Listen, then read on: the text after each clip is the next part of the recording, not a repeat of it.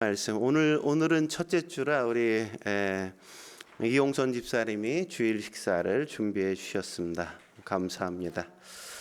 네, 오늘 말씀은 누가복음 19장 28절부터 40절까지의 말씀입니다. 같이 저랑 한 절씩 교독하겠습니다. 28절부터 40절까지 예수께서 이 말씀을 하시고 예루살렘을 향하여 앞서서 가시더라.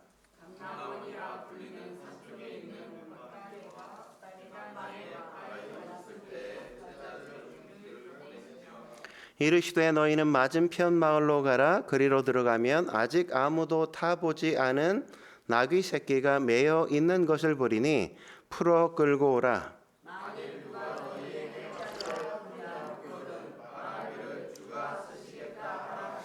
보내심을 받은 자들이 가서 그 말씀하신 대로 만난지라.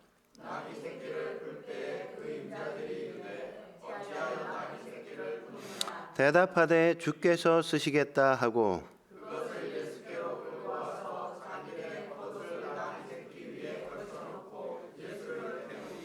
가실 때 그들이 자기의 겉옷을 길에 펴더라.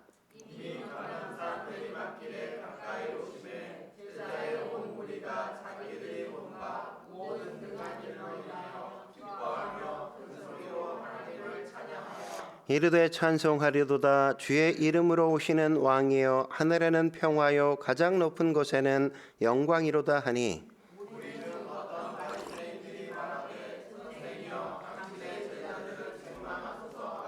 함께 읽겠습니다. 대답하여 이르되 내가 너희에게 말하노니 만일 이 사람이 침묵하면 돌들이 소리 지르리라 하시니라. 아멘. 오늘은 기적 굳게 믿어야 경험한다는 주제로 하나님의 말씀 함께 나눌까 합니다. 우리가 지난주에 새벽 예배 때 묵상한 말씀 기억하십니까?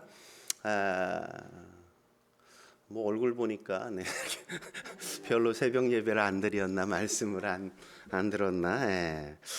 우리가 새벽 예배 때 살핀 게 남유다 왕 아하스에 대한 내용을 우리가 함께 살펴보지 않았습니까? 이스라엘이 통일 왕국이었다가 남유다와 북이스라엘로 갈려지게 되어지죠. 북이스라엘은 수많은 모반이 있어서 9개의 왕조가 들어서게 되어지고 19명의 왕이 들어서서 이렇게 거쳐왔습니다. 하지만 남유다에는 왕을 죽이는 모반은 있었지만 한 개의 왕조, 다윗 왕조의 왕들이 20명이 일어나서 왕이 되었단 말이죠. 북이스라엘은 가장 악한 영향력을 끼친 왕이 누구였습니까? 아합 왕이었단 말이죠.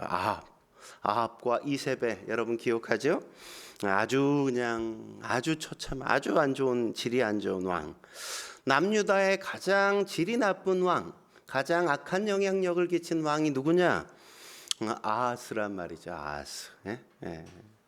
저는 이 아하스를 묵상하면서 아하스의 아하스 왕 시대에 활동했던 선지자가 누군가 살펴보니까 이사야였어요.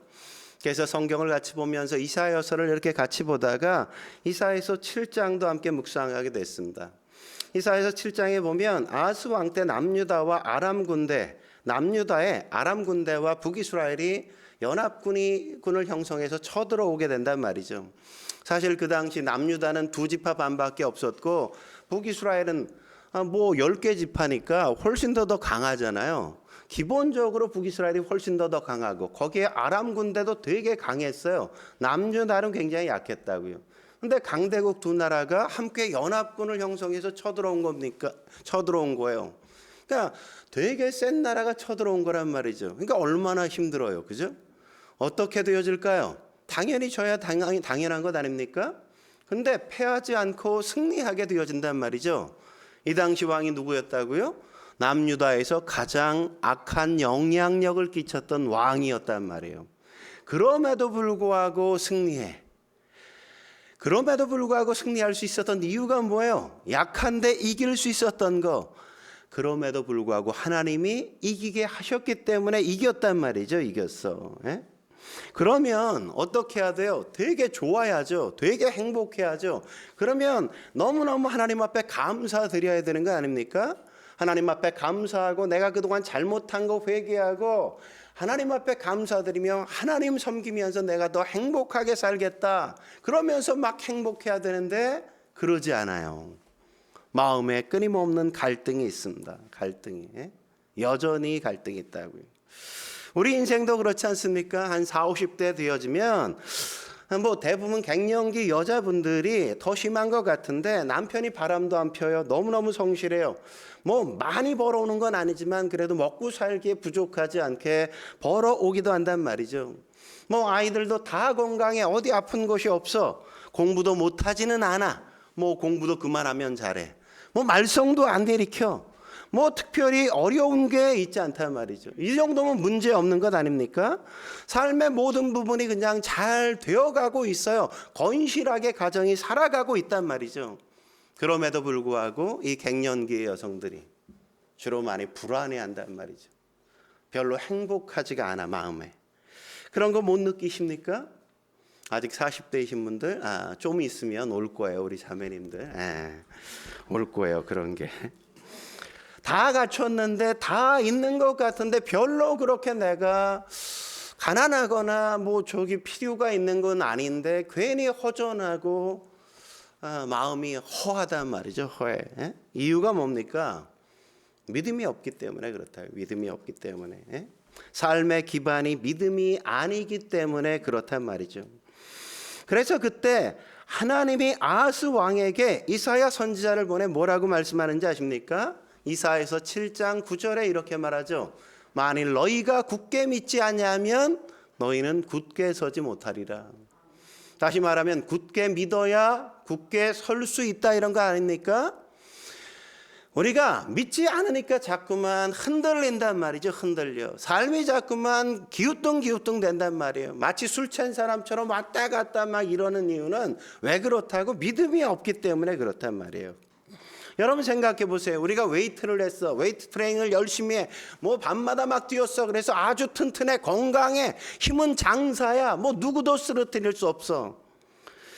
하지만 몸이 아무리 건강해도 터가 흔들려 버리면 흔들릴 수밖에 없잖아요. 지진이 나는데 뭐 난 웨이트 엄청 했어. 그렇다고 안 흔들려요? 지진이 땅을 흔들면 누구나 다 흔들릴 수밖에 없는 거란 말이죠. 믿음은 뭐냐? 우리의 인생의 터와 같은 거예요. 터와 같은 거. 내가 아무리 건강해도 터가 흔들리면 내가 흔들릴 수밖에 없는 것처럼 우리의 믿음이 없으면, 믿음이 흔들리면 그때부터 우리의 인생은 흔들릴 수밖에 없는 거란 말이죠. 그러니까 굳게 믿어야 굳게 설 수 있고 굳게 믿어야 기적도 경험할 수 있는 거란 말이죠. 오늘 보면은 나귀 새끼를 타고 예수님이 입성하시는 장면 아닙니까? 예수님이 나귀 타고 예루살렘에 입성한다는 건 뭘 말해줘요? 5일 뒤면 예수님은 십자가에 달려 죽어야 된다는 거잖아요. 나 5일밖에 안 남았어. 그러면 불안해야 되는 거 아니에요? 두려워해야 되는 거 아니에요? 근데 예수님은 흔들리지 않는다고. 굳게 믿으니까 인류를 구원하는 그 놀라운 기적의 역사를 만드시는 거란 말이에요. 만드시는 거. 흔들리지 않는 믿음이 있으니까. 그렇다면 굳게 믿어 기적을 경험하려면 어떻게 합니까? 첫째로 순종해야 한단 말이죠. 순종해야 돼요. 오늘 본문을 보면 여러분 순종의 릴레이를 우리가 볼 수 있단 말이죠. 제일 먼저 순종한 분 누굽니까? 예수님이 순종한단 말이죠. 예수님은 그냥 예루살렘에 그냥 쭉 십자가를 가서 져도 되신단 말이죠. 그런데 굳이 오늘 본문에 보면 어떻게 해요? 아니 지금까지 걸어오셨다면 걸어가가지고 그냥 십자가 지시면 되는데 오늘 본문에 보면 건너편 마을로 가서 나귀 끌고 오래. 네? 여러분 갈릴리에서 예루살렘까지 110km예요. 110km. 여러분 좀 걸어보셨습니까? 여러분 얼마나 걸어보셨어요? 제가 뭐 권집사님 앞에서는 할 얘기는 못 되지만 저도 군대에서 한 20km 행군 뭐 이런 거 했거든요. 20km 행군하면 발에 그냥 물집 속에 또 물집이 생기고 그 물집 속에 또 물집이 막 잡히더라고요. 저도 요랬는데 20km 하고 뭐 권집사님은 뭐 수색대 막 이런 거 있으니까 뭐 얼마나 힘들었겠어요, 그죠? 발이 그냥 뭐 만신창이가 된다고. 그러니까 110km라는 건 웬만큼 해서 걸어갈 수 있는 거리가 아니잖아요. 근데 예수님이 그 먼 거리를 오셨어. 그래서 이제 2km밖에 안 남았어. 여기서 예루살렘은. 아니 기왕 걸어온 거 그냥 걸어서 2km 더 가면 되는 거 아니야. 근데 2km 남겨두고 왜 여기서? 아니 나귀 타고 오실 거면 110km 전부터 타고 와야지. 2km 남았는데 왜 여기서 나귀 타고 가겠다고 나귀 갖고 오라 그러겠어요? 에? 왜냐하면 구약의 예언에 순종하기 위해서 그랬단 말이죠. 스가랴서 9장 9절 같이 한번 볼까요? 9장 9절 읽겠습니다. 시작. 보라 내 왕이 내게 임하시나니 그는 공의로우시며 구원을 베푸시며 겸손하여서 나귀를 타시나니 나귀의 작은 것 곧 나귀 새끼니라. 여러분 여기 보면 왕이 임한다 그러잖아요. 그리고 뭐라 그래요? 그는 공의로우시고 구원을 베푸신다. 야 이건 무슨 예언이라는 거예요? 메시아의 예언이라고. 메시아에 대한 예언. 근데 메시아가 어떻게 오신다고?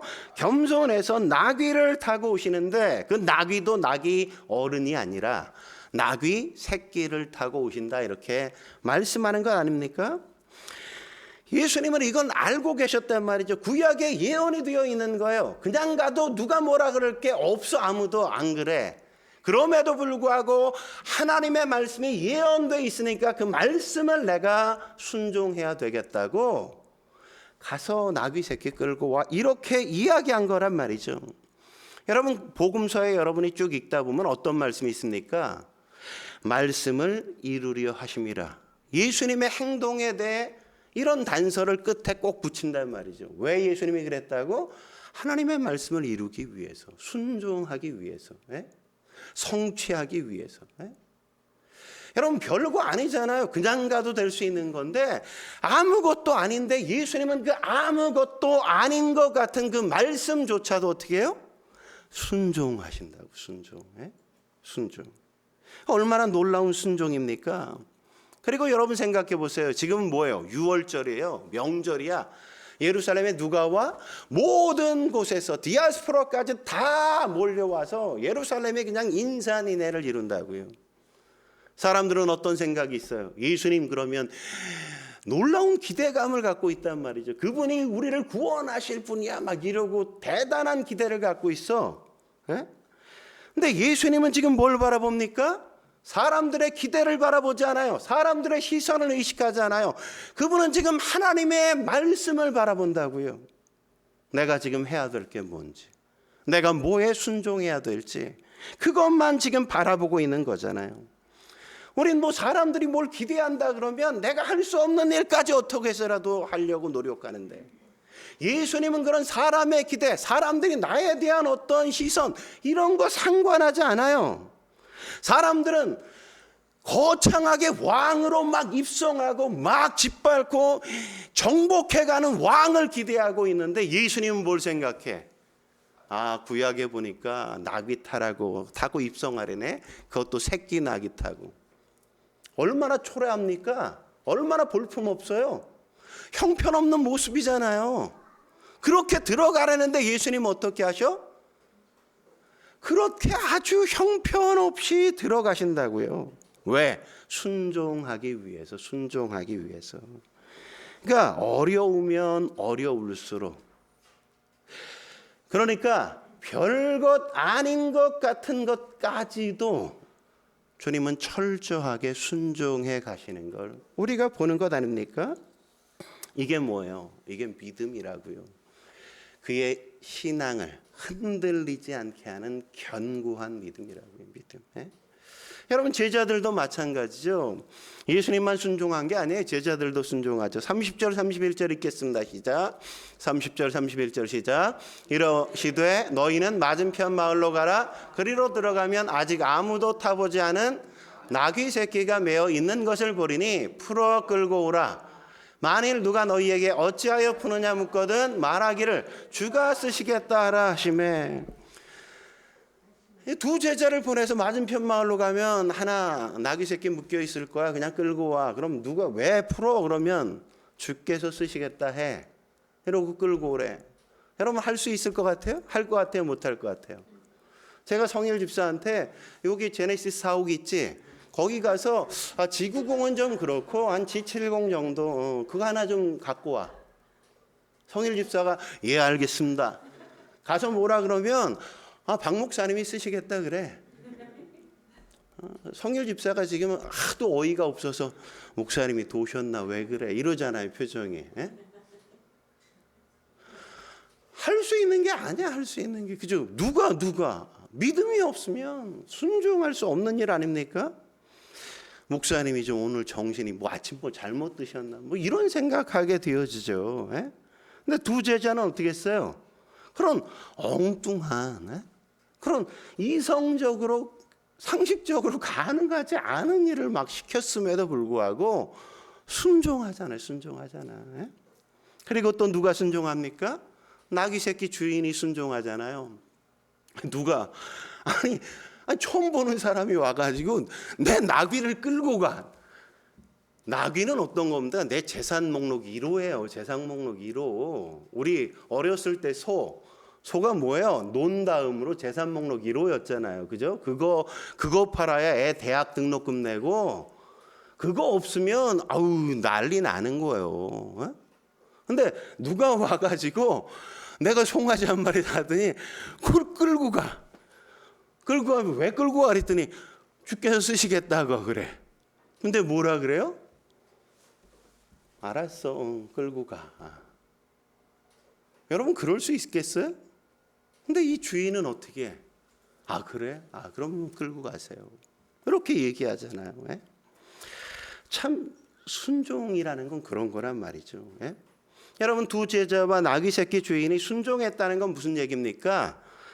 그 사람은 하나님이 쓰시기에 참 편한 사람이 됐다 이거죠. 쓰시기에 편한 사람이. 여러분 하나님께 쓰시기에 편한 사람이 돼야 돼요. 편한 사람이. 주께서 쓰시겠다 그러면 쉽게 그냥 막 나한테 그냥 막 시켜도 되는 그런 존재가 우리가 돼야 된단 말이죠. 만약 예를 들면 선교사님이 오셨어. 선교사님이 오면 선교사님이 오신대. 그러면 딱 생각나는 게 있어야죠. 성도라면. 뭐 식사는 누가 대접한대? 어디서 주무신대? 해외에서 그렇게 아프리카에 선교하고 왔으니까 들어오면 할 일이 얼마나 많아요. 부모님도 찾아뵈야지. 아이들도 좀 한국 여기저기 좀 구경시켜줘야지. 그러면 여비가 많이 들 거 아니에요. 이 사람 저 사람 만나다 보면 그럼 내가 뭘 도와드릴까? 이런 생각해야 되지 않습니까? 그러면 내가 선교사님이 오신대. 그러면 오신다 그러면 저의 마음속에 어떻게 내가 도와드려야 되나? 이런 누구한테 좀 부탁할 수 있을까? 이런 생각을 하겠어요, 안 하겠어요? 하겠죠, 그죠? 그럼 제가 누구한테 부탁할 수 있겠어요? 돈 많은 사람? 돈 많다고 다 하는 겁니까? 아니에요. 돈 많다고 할 수 있는 거 아니에요. 누구한테 부탁할 수 있겠어요? 내가 말하기 편한 사람, 내가 얘기해도 오해 없이 들을 수 있는 사람, 내가 그냥 얘기하면 척하면 착인 사람, 그죠? 선교사님이 오는데 그러면 제가 그럼 식사는 제가 어디로 제가 예약하면 좋을까요? 뭐 좋아하신대? 이렇게 얘기할 수 있는 사람. 제가 선교사님이 오신대 그러면 그럼 제가 이렇게 얼마 좀 헌금하면 좀 그분 이렇게 노자 이렇게 되실까요? 드려도 괜찮겠어요? 그게 신뢰가 되지 않겠습니까? 이렇게 말해주는 사람에게 부탁하겠죠. 근데 선교사님이 오신대 그러는데 그래요? 왜 오신대요? 그러면 그런 사람한테는 어떤 얘기를 할 수 없죠, 그죠? 그 다음부터 이제 어려운 거죠, 어려운 거. 얘기가 안 통해. 그 다음으로 갈 수가 없는 거죠, 없는 거. 쓰기에 참 불편해, 어려워, 힘들다고요. 까다로운 거죠, 까다로운 거. 여러분 곰곰이 생각해 보세요. 내가 노래를 되게 잘해. 내가 노래를 자타공인이야. 내가 예수향기교회 가수야. 내가 그렇게 노래를 잘하는데 근데 나한테 찬양 좀 해달라고 부탁을 안 해. 그러면 그건 되게 잘못 산 거죠, 잘못 산 거. 왜 부탁을 안 할까요? 어려우니까. 왜 부탁 안 해요? 까다로우니까. 뭘 시키면 그냥 이렇게 불편하게 해. 그러면 부탁을 할 수 있어요? 없어요? 없어요, 없어. 어떤 봉사도 다 마찬가지죠. 교회 봉사할 게 얼마나 많아요. 개척교회는 봉사할 게 더 많잖아요, 그죠? 많아. 내 눈에 보이는 게 너무 많아. 교회가 왜 이렇게 허술한 거야? 이것도 없고 저것도 없고 저것도 못하고 저것도 안 하고 도대체 뭐 하고 있는 거야? 이런 생각이 들 정도로 교회가 여기저기 그냥 할 일은 많은데 근데 아무 부탁을 안 해 나한테. 뭐 좀 하라고. 그거는 나 편하라는 거예요? 어렵다는 거지 부탁하기. 에? 얼마나 부담스러우면 그 많은 일이 있는데 나한테 아무 부탁도 안 해. 주일 예배만 오신 것도 너무너무 고마워요. 감사해요. 이게 고맙고 감사한 것도 있지만 진짜 고맙고 감사한 거예요? 어렵다는 거죠. 네, 어렵다는 거. 뭐 이렇게 편하게 말할 수가 없다는 거죠. 없다는 거죠. 네? 주께서 쓰시겠다 하라 이러면 제가 뭘 할까요? 제가 뭘 도와드릴까요? 이렇게 척척 나와야 뭐가 딱딱 움직여지고 진행이 되는데 부담스러우니까 어려우니까 아무 이야기를 못하면 힘든 거죠. 힘든 거. 그죠? 네? 여러분 하나님께 금그릇 은그릇 같은 좋은 그릇 되기보다 저는 늘 기도하기를 하나님 쓰시기에 편한 그릇이 되게 해주십시오. 이게 제 기도예요. 디모데후서 2장 20절 21절에 이런 말씀이 있잖아요. 같이 한번 읽어보죠. 시작. 큰 집에는 금그릇과 은그릇뿐 아니라 나무그릇과 질그릇도 있어 귀하게 쓰는 것도 있고 천하게 쓰는 것도 있나니 그러므로 누구든지 이런 것에서 자기를 깨끗하게 하면 귀히 쓰는 그릇이 되어 거룩하고 주인의 쓰임에 합당하여 모든 선한 일에 준비함이 되리라. 여러분 금그릇 은그릇도 있어요. 근데 그런 그릇 쓰는 게 아니라 어떤 그릇 쓴다고? 깨끗한 그릇 쓴다고. 깨끗한 그릇. 준비된 그릇을 쓴단 말이죠. 저희 집에도 보면 찬장, 장식장 같은 게 딱 있잖아요. 뭐 금그릇 은그릇은 다 어디가 있어? 거기다 들어가 있어. 좀 값 나가는 건 다 거기 들어가 있어. 쓰임받아 1년에 한두 차례 겨우 쓸까 말까. 한 번 나올까 말까. 왜 그걸 사놨는지 난 이해가 안 돼. 왜 사서 거기다 자리만 차지하고. 건조대에 뭐 있어요? 1,000원, 2,000원짜리 10,000원 안쪽에 그냥 쌍그릇. 그거 어떻게 써? 맨날 그것만 써. 맨날 1,000원짜리 2,000원짜리 맨날 그것만. 싸니까 깨져도 상관없으니까. 그거 그냥 주구장창 우리가 쓰잖아요. 우리는. 그러니까 여러분 우리가 하나님 앞에 어떤 그릇이 돼야 돼요? 쓰임받는 그릇이 최고 아닙니까? 거기 맨날 자리 잡고 앉아있어요. 꼬다른 보리자루에 맨날 폰만 잡고 앉아. 아무것도 안 해. 그냥 차려만 입고 가만히요. 그게 좋아요, 그게? 쓰임받아야지. 그러려면 어떻게 해야 돼? 좀 싼 티가 나야지, 싼 티가. 너무 비싼 티를 내고 있어, 비싼 티. 우린 뭘 걱정해요? 사람들이 나를 너무 싸게 볼까 봐 두려워하잖아. 나를 너무 가볍게 여기는 거 아니야? 내가 너무 쉬운 거 아니야? 왜 나한테 이런 얘기하지? 왜 나한테 이런 부탁하지? 내가 그거밖에 안 돼 보이나? 그게 그것밖에 안 돼 보이나가 돼야지. 그래야 쓸 거 아니야. 그래야 그냥 뭐만 있으면 얘기할 거 아니야. 그래야 편해서. 그죠? 근데 너무 비싸. 뭔 일이 있어도 부탁을 할 수가 없어. 너무 비싸서 고급져가지고 너무너무 어려워. 그러면 아무것도 할 수 없는 거죠. 그러면 안 된단 말이죠. 어려워지면 안 되는 거예요. 비싸 보이면 안 되는 거예요. 귀티나 보이면 안 되는 거예요. 싸 보여야 돼. 여러분 하나님 앞에 순종할 때 좀 쉽게 순종하실 수 있어야 돼요. 왜 부탁 못할까요? 과거에 주께서 쓰시겠다 하라 이랬는데 거절했거든. 되게 불편하게 했거든. 그 다음부터는 못하는 거지. 그 사람한테는 더 이상. 그죠?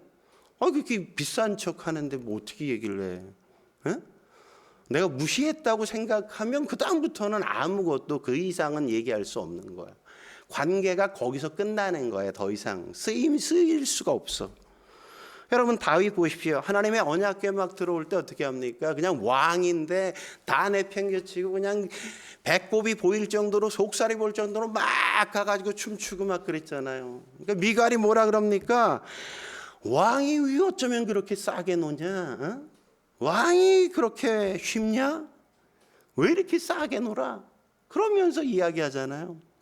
결론적으로 하나님이 누굴 인정하세요? 다윗을 인정하죠. 그죠? 사람이 문제가 아니라 하나님 앞에서 하는 건데, 사람이 보는 게 아니라 하나님이 보시는 건데, 그러니까 우리가 찬양할 때도 마찬가지죠. 찬양할 때 뭐 모기만하게 소리를 내서 찬양을 해. 뭐 여기 뭐 50견 걸렸어. 왜 손이 올라가지를 않아 이렇게? 이렇게 좀 찬양들 할 때 이렇게 들으면 안 되는 거야? 나도 이렇게 드는데 여기 저보다 연세 많으신 분 빼고 이렇게 많으면 좀 손도 들고 찬양하고 박수도 치고 찬양하고 큰 목소리로 찬양해야 찬양한 것 같지 않습니까? 입에서 그냥 찬양하는 건지 뭐 혼자 중얼중얼 대는 건지 모를 정도로 하면 그게 무슨 예배가 되겠습니까? 여러분 요한복음 2장에 보면 가나 혼인잔치 얘기가 나오지 않습니까? 포도주가 떨어졌어요 잔치상에. 그러니까 마리아가 요한복음 2장 5절에 종들에게 뭐라고 이야기합니까? 너희에게 무슨 말씀을 하시든지 그대로 하라 이렇게 명하잖아요. 에? 그대로 하라. 에? 무슨 얘기예요? 물 항아리에 물을 채우라 그러면 순종해서 가서 채우고 그 물 떠다가 날라주라 그러면 종이 그냥 떠다가 포도주처럼 날라주라는 거 아니에요. 근데 순종하니까 어떤 역사가 있어?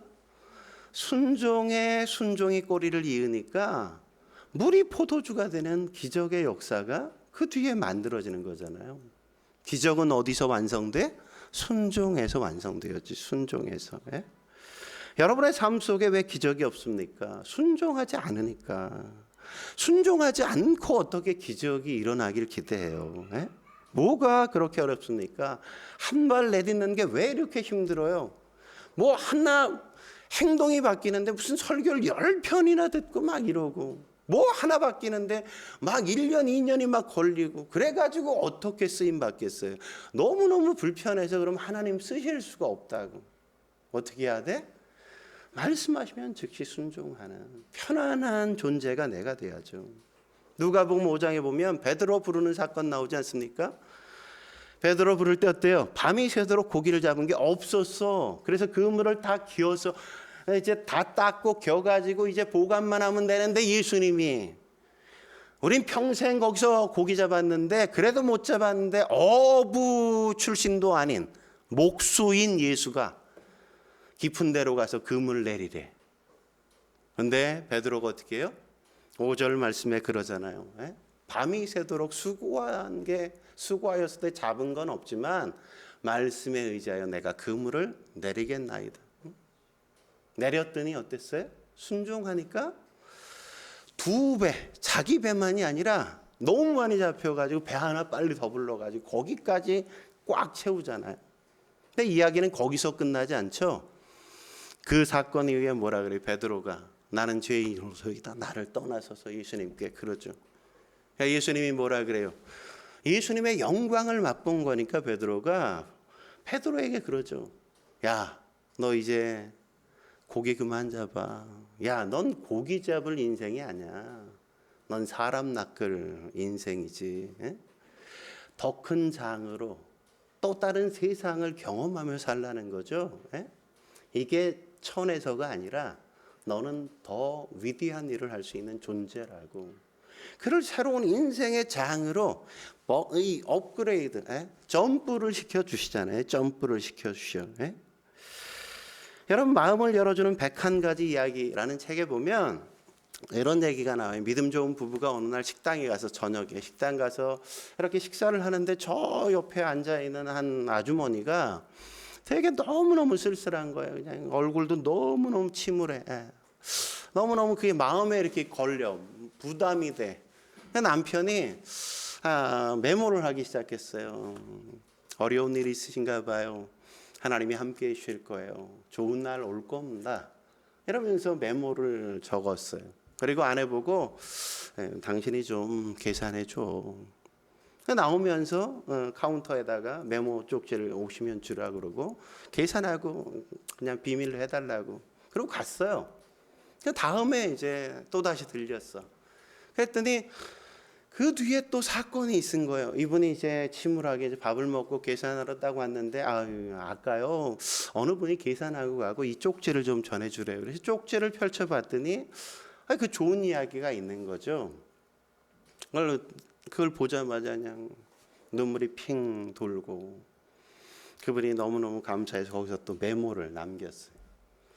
그래서 그 메모를 나중에 다시 가서 그걸 봤더니 거기에 이렇게 써 있는 거예요. 누군지도 모르지만 나는 오늘 하나님께서 보내주신 천사를 본 것 같습니다. 그분으로부터 제가 대접받은 것 같습니다. 사실 요새 사는 게 너무너무 힘들었거든요. 사실 오늘 이 저녁을 마지막 먹고 집에 가서 삶을 끝내려고 했는데 이 마지막 순간 하나님의 사자가 하나님의 천사가 저에게 식사를 대접하고 이렇게 제 삶을 격려해 주셔서 제가 다시 죽지 않기로 했습니다. 제가 더 열심히 한번 살아보겠습니다. 저도 이번 주 교회 한번 나가볼게요. 이러고 남긴 거예요. 여러분 보십시오. 감동을 주니까 순종하니까 어때요? 기적이 나타나잖아요. 순종하니까. 밥 한 끼로, 밥 한 끼 사준 거로 한 생명을 구원하잖아요. 그죠? 영혼만 구원한 게 아니라 그의 육체 생명까지도. 여러분 순종해야 기적이 있는 겁니다. 한 걸음 더 나아가 굳게 믿어 기적을 경험하려면 어떻게 해야 될까요? 두 번째, 겸손해야 한단 말이죠. 겸손해야. 여러분 오늘 보면 겸손의 릴레이가 또 그려지고 있지 않습니까? 여러분 왕은 대부분 뭐 타요? 말 타죠, 그죠? 백마나 흑마 이런 거 멋있는 거 폼나잖아요. 품이 있어 보이잖아요. 근데 나귀는 어때? 폼이 안 나, 품위가 없어. 그냥 철랑철랑대고 이게 진짜 타고 싶지 않단 말이죠. 보기만 해도 그죠? 근데 왕이신 예수님이 나귀를 타? 이건 뭐예요? 겸손을 말하는 거라고. 겸손을 말하는 거. 우리에겐 이런 겸손이 있어야 된단 말이죠. 예수님이 어린 나귀를 타시자 그렇게 겸손해지시자 예수님을 따르는 제자들 역시 겸손해지지 않습니까? 그래서 35절에 뭐라 그래요? 35절에 보면 자기들의 겉옷을 벗어서 나귀 새끼 위에 걸터 놓았다고 이렇게 얘기하지 않습니까? 응? 자기 겉옷을 벗어서 걸터 놨단 말이죠. 제자들도 겸손하죠. 그죠? 그걸 보고 또 곁에 많은 사람들이 36절에 보면 어떻게 하냐면 36절에 보면 주변에 많은 사람들이 자기 겉옷을 다 벗어가지고 길에다가 그냥 쫙 깐다고. 겸손이 이렇게 전염되는 거죠. 예수님의 겸손이 제자를 겸손케 하고 제자들의 겸손이 그 곁에 있었던 수많은 사람들에게 겸손해지게 만들었단 말이죠. 이게 다 겸손인 겁니다. 여러분 겸손이 뭡니까? 하나님께 영광을 돌리는 거란 말이죠. 여러분 사람의 행동은 가치에 대한 반응을 보여주는 거예요. 가치에 대한 반응. 제가 되게 존경하는 분이 계셔. 밥 한 끼 먹재 만나서 시간 낼 수 있냐? 그럼 제가 뭐라 그러겠어요? 당장 시간 내죠, 그죠? 뭐 어제도 말레자매 혹시 뭐 내일 점심 같이 할 수 있냐 그래서 그저께 제가 당장 시간 내잖아. 말레자매가 그런 사람이라는 거지 저한테. 엄청 다 상관없어 뭐 다 때려치고 그러잖아요. 다른 거 어떤 것보다 그 사람이 나에겐 가치 있는 존재라는 걸 뭘로 보여주는 거예요? 내 행동으로, 그죠? 만나서 밥 먹자는데 다 때려쳐, 다 조종해, 다 취소시켜. 예? 그럴 만큼 소중하니까 그렇게 하는 거잖아요. 우리의 행동은 그렇게 가치를 보여주는 거예요. 내가 만나는 내 앞에 있는 사람에 대한 가치. 그래서 여러분 가장 중요한 게 뭐냐면 약속이나 뭐 이런 시각에 대한 지각 같은 거 이런 것들을 우리가 굉장히 조심해야 되는 겁니다. 그러니까 지각한다는 건 뭘까요? 경멸한다는 거예요. 별로 소중하지 않다는 거예요. 하찮게 여긴다. 이런 의미가 그 안에 있는 겁니다. 그래서 여러분 인생에서 버려야 될 것 가운데 하나가 우리가 어떤 약속을 해서 지각하는 거 이런 거는 되게 조심해야 될 거예요. 지각이 주는 메시지가 넌 하찮다, 넌 별로 가치 없다, 너를 경멸한다 이런 의미가 거기에 있는 거니까. 예를 들면 어떤 사람 만나기로 했는데 지각했어. 그럼 뭐예요? 넌 가치 없는 존재야, 나한테는 하찮아, 이렇게 들려질 수 있단 말이죠. 약속하면 어떻게 해야 돼? 먼저 가서 한 30분 전에 아니면 뭐 20분 전에 이렇게 가서 기다리는 거야. 기다리면 그 사람과 사업에 얘기해야 될 게 막 떠올라 정리가 돼. 그 사람이 늦게 오지도 않고 시간에 정시에 왔어도 내가 먼저 와 있잖아. 그럼 그 사람은 을이 된다고, 을이 돼. 늦었어? 그러면 더 을이 되죠. 그죠? 내가 갑이 돼. 그럼 이야기가 어떤 논쟁이 되어질 때 누구가 유리할까? 먼저 가서 앉아 있는 사람이 유리할 수밖에 없는 거죠. 그죠? 네? 그런 거라고요. 그러는 거. 네? 그러니까 우리가 어떤 사람과 만날 때 그 사람에 대한 태도를 우리가 잘 보여주는 건 이렇게 소중한 겁니다. 그냥 예배도 마찬가지잖아요. 예배가 뭐예요? 영어로? 워십이라 그러잖아요. 워십. 월스라는 게 뭐예요? 가치라는 거거든요. 가치. 그러니까 예배가 뭐라는 거예요? 하나님 앞에 하나님 되심을 인정해 드리는 거. 하나님은 하나님이십니다. 인정합니다. 이렇게 올려드리는 거. 그게 바로 예배란 말이죠. 예배. 그러니까 예배는 지각하는 거는 하나님을 하찮게 여긴다. 이렇게 하나님이 여길 수 있도록 우리가 행동하는 게 될 수도 있는 거기 때문에 우리가 주의하고 조심해야 될 일인 거죠. 예? 우리가 전도 축제 준비하잖아요. 전도 축제 준비해. 그럼 전도하는 게 소중하다는 걸 아는 사람은 어떻게 할까요? 얼른 떠올리고 얼른 정하고. 전도할 때 기도보다 소중한 게 없다고 생각하는 사람은 기도 제목도 꼼꼼하게 써서 그 사람을 위해 나도 열심히 기도하고, 혹시 기도해 주실 분 있으면 같이 열심히 기도해 달라고 부탁하는 거잖아요. 그런데 하려는데 자꾸 안에 미루어. 우리가 약속 시간에 늦게 가면 어떤 일이 있어요? 대부분 우리 약속에 늦게 가는 사람은 어떤 사람이에요? 윗사람이, 그죠? 중요한 사람이. 대통령과 딱 약속했어. 대통령이 먼저 와 기다리는 거 봤어요? 아니죠. 왜 그래요? 내가 가치 있는 존재처럼 보이려고 늦게 오는 경우도 있는데 하나님 앞에서 그러면 안 된다는 거지. 그죠? 뭘 하라 그러면 얼른 빨리. 그게 하나님 앞에 바른 태도가 되는 겁니다. 겸손이 뭐예요? 미리미리 하는 거, 존중하는 거, 내가 할 수 있는 최고를 하나님 앞에 드리려고 하는 거. 그게 바로 예배인 겁니다. 겸손인 거예요. 예수님은 겸손하셨어요. 그래서 사역하시는 걸 보면 다 하나님께 영광을 돌리지 그 어떤 것도 당신이 영광을 취하지 않는다고요. 그게 겸손인 겁니다. 마태복음 15장 31절 한번 보십시오. 뭐라 그래요? 말 못하는 사람이 말하고 장애인이 온전하게 되고 다리 저는 사람이 걸으며 맹인이 본단 말이죠. 보게 됐어. 그러니까 얼마나 많은 기적을 베푸신 겁니까? 근데 그걸 보고 나서 그런 기적을 행했는데 그걸 본 무리가 뭐라 그래요? 보고 놀랍게 여겼어. 놀랍게 여겨서 어떻게 해요? 이스라엘의 하나님께 영광을 돌리니라. 여러분 뭐 했어? 뭐 했는데 뭐 했을 때 여러분 뭐라 그래? 그게 굉장히 좋은 일 했어. 그럼 뭐라 그래? 그럼 당연히 네가 했어? 막 이래줘야 우린 좋잖아. 예수님이 이 수많은 일을 했으면 당신 대단해. 우와 막 이래야 한 보람도 있고 좋잖아. 근데 내가 다 했는데 나는 본체도 안 해. 하나님 영광을 받아주소. 주변 사람들이 다 이런다고. 이게 뭐라고요? 이게 겸손이라고. 이게 겸손. 네? 하나님께 영광을 돌리잖아요. 나한테 영광이 오지 않잖아요. 누가복음 18장 43절도 보십시오. 바디메오 눈뜨게 만들지 않습니까? 근데 바디메오가 보게 되어 뭐라고요? 하나님께 영광을 돌렸어. 누가 지금 눈뜨게 했는데? 예수님이 지금 기적을 베푸신 거잖아요. 내 눈앞에 있는 예수님이. 근데 누구한테 영광을 돌려?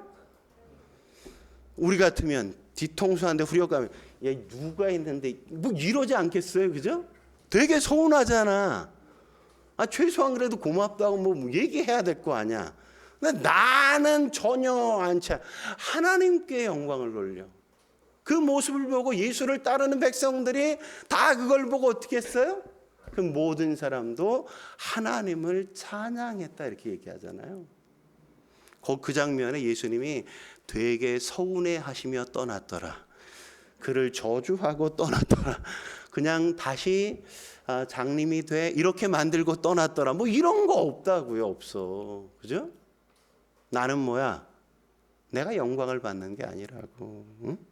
나는 그냥 하나님의 일을 하는 거야. 누가 영광 받아야 돼? 하나님의 영광을 받으시면 그거로 되는 거예요. 나는 사라지고 하나님만 드러나는 거. 그게 바로 겸손이라고요. 여러분 겸손이 없는 사람 특징이 뭡니까?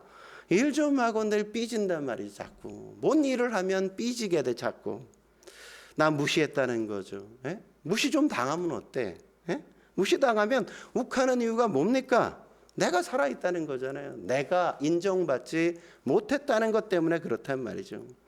여러분 찬송가 323장 3절에 보면 이런 가사 있지 않습니까? 존귀 영광 모든 권세 주님 홀로 받으소서 멸시천대 십자가는 제가 지고 가오리다. 그러니까 멸시천대 십자가는 제가 지고 가겠습니다. 이게 뭐예요? 이게 겸손이라고요. 누가 영광 받고 존귀 영광 모든 권세는 주님이 홀로 받는 거. 그게 겸손한 사람의 모습이란 말이죠. 그러니까 우리가 이 땅에 살면서 죽도록 일하고 죽도록 충성하고 죽도록 헌신하고 난 다음에 우린 뭘 기대해야 돼요?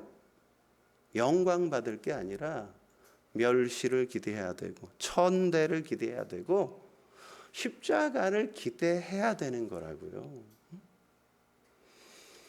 그게 성경이 말하는 겸손이라고. 이 찬양의 가사가 그렇잖아. 멸시 천대 십자가는 내가 지고 가야 누가 영광을 받아? 존귀 영광 모든 권세를 하나님이 받으시죠.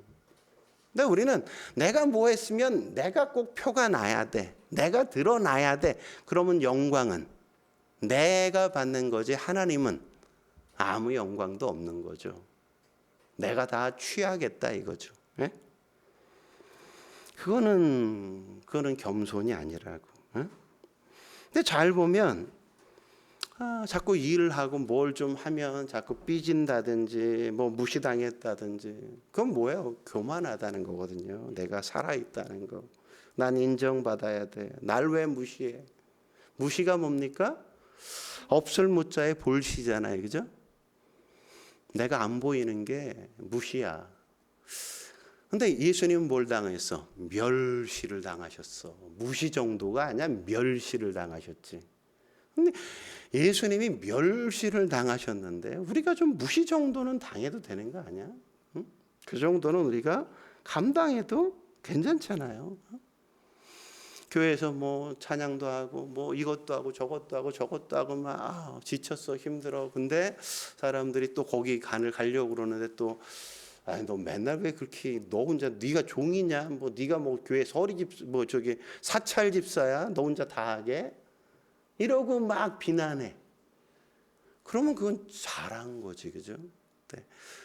내가 잘했구나 이렇게 생각해야지. 그러면 내가 진짜 미쳤나? 이거 뭐야? 내가 뭐 좀 잘못 생각하고 있는 거죠, 그죠? 응? 우리가 그런 태도와 그런 자세로 살아야 된다고요. 응? 하나님 앞에 살아야 될 우리의 삶의 모습. 예? 그런 거예요. 그런 거. 그래야 뭐가 있어요? 그게 믿음인 거고, 그 굳은 믿음을 보시고 하나님이 기적을 베푸시고 역사를 베푸시죠. 하나님이 일하시는 하나님의 사람으로 그를 쓰시죠. 왜? 그 정도가 안 되면 뭘 좀 해주면 이단의 교주 되기 딱 쉽거든. 그죠? 뭐 좀 했다고 하나님이 딱 한 번 역사해 줬어. 지가 한 거로 다 자랑질하고 다녀. 그럼 그러니까 그럴 수가 없다고. 그러니까 다 주님이 하셨죠. 아니에요. 하나님이 하셨어요. 그게 믿음인 거예요. 그게 믿음. 저와 여러분들이 그런 신앙의 태도, 굳은 믿음을 가져서 하나님이 나를 마음껏 편하게 쓰시는, 자유롭게 쓰실 수 있는 그런 성도 되어지길 주의 이름으로 축원합니다. 기도하시겠습니다. 거룩하신 하나님 아버지, 오늘도 주님 앞에 나와 엎드려 예배케 하시니 감사합니다. 하나님의 하나님 되심을 우리가 찬양하고 예배할 수 있는 이거보다 더 큰 축복과 특권이 없음을 저희로 알게 하시니 감사합니다.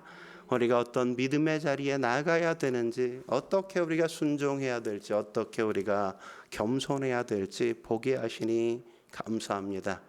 나를 복종시켜 주님 앞에 순종하게 하시고 하나님의 마음껏 쓰실 수 있도록 기꺼이 편안하게 쉬운 존재로 싼 그릇이 되어지게 주여 도와 주옵소서. 예수님의 이름으로 감사하며 기도드립니다. 아멘.